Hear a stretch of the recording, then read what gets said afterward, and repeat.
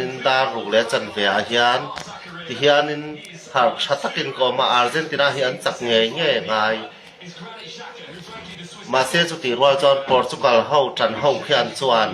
อาร์เจนตินาให้กาเซียนตีตัวนั้นเราเรื่องปีเลยใจเพย์จวนกาเซียนตีอะ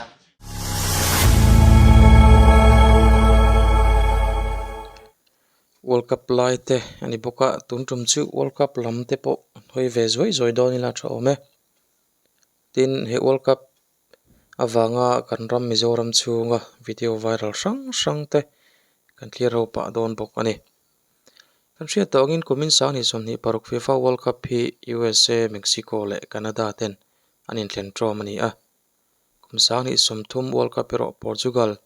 Morocco le Spain ten anin thlen trom ve thung don ani Komit World Cup hi ramsom li pariat ten an khela kumdanga chon ramsom thum panhi te ramsom ni pali ten an khel thin FIFA World Cup sang ni som ni paruk khel me ka hian Lionel Messi le Kylian Mbappe ten goal riat ve khung to in goal khung tam ber an ni me ka an hnunga hian Norway superstar Haaland in goal sari khung in England matong panhi Harry Kane le Jude Bellingham ten goal ruk ve an khung to thung Haaland ti lo hi chu Komit World Cup goal khung tam ber an lani thei vek ani semi final in khel tur France le Spain te hi Dallas Texas USA a tun thla July ni som panga ni lai ni zan lai dar som pan hi le chan ven khelanga England le Argentina te hian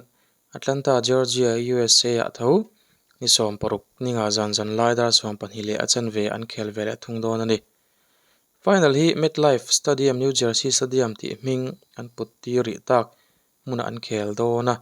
he stadium a hian mi sing riat sang ni zanga vel an leng ani tuna chuan he World Cup awanga video lo dat pha ta te lo clear ho don te ang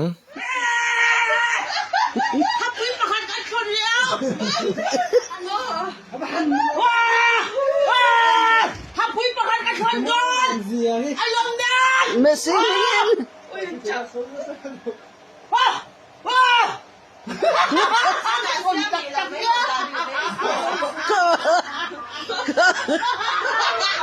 nói lên là kìa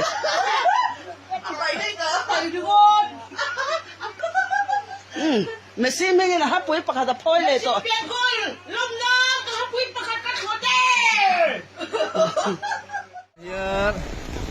lúc này phèn lại traffic point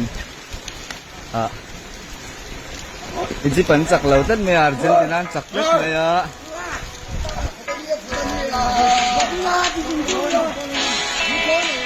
lệ đó này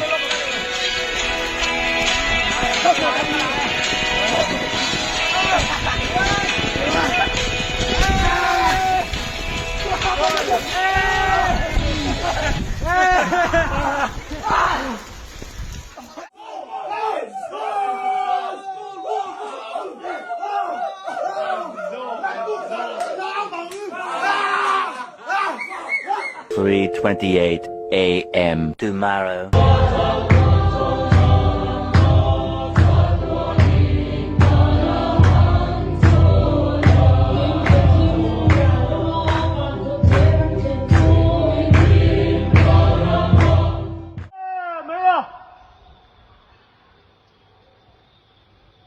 Ronaldo tên ta ka vangin Messi te ta sen tùy vàng mấy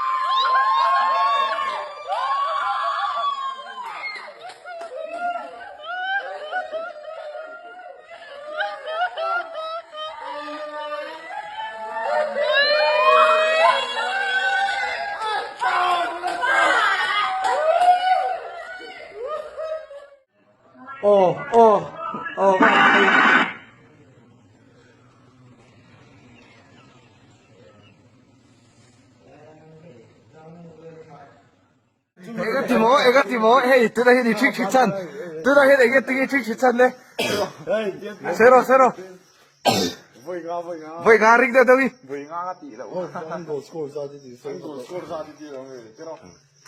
Ronaldo ro pui bere voi khat Ronaldo ro pui bere voi chun Ronaldo ro pui bere voi li Ronaldo ro pui bere dike